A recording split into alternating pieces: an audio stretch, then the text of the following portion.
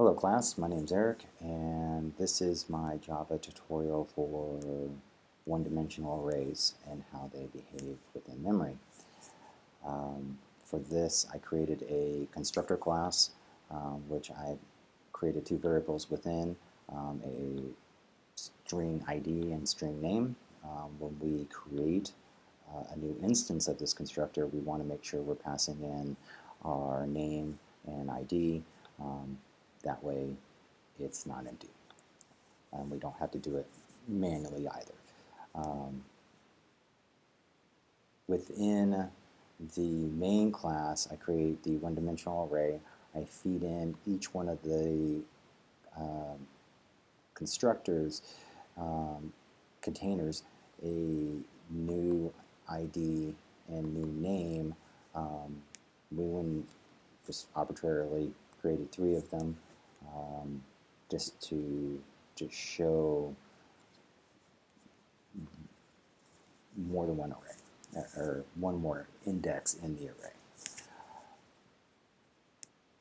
Within the, basically all I'm doing here is grabbing a for loop, printing out what element ID index it is, the ID, and the name within.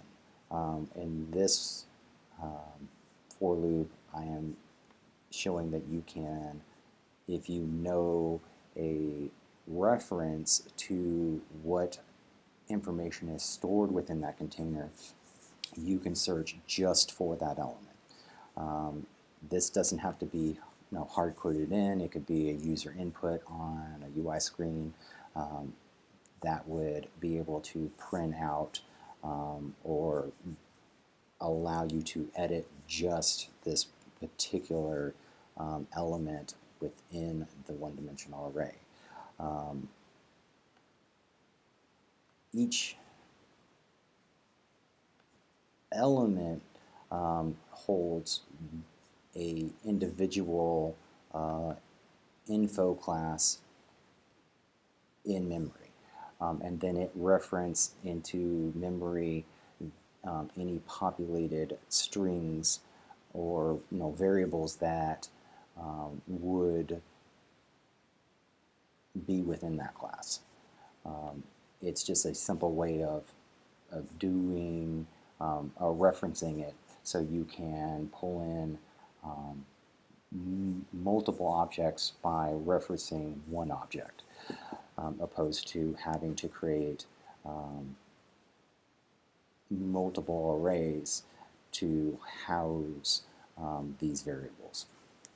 Hope that kind of explains it a little bit.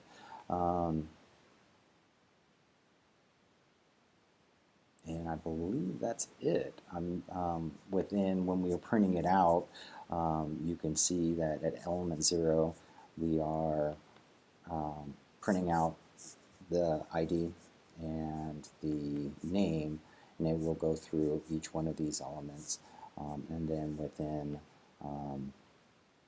where I'm actually just referencing the ID that I want to display, it just prints out element 0, which happens to be Scott.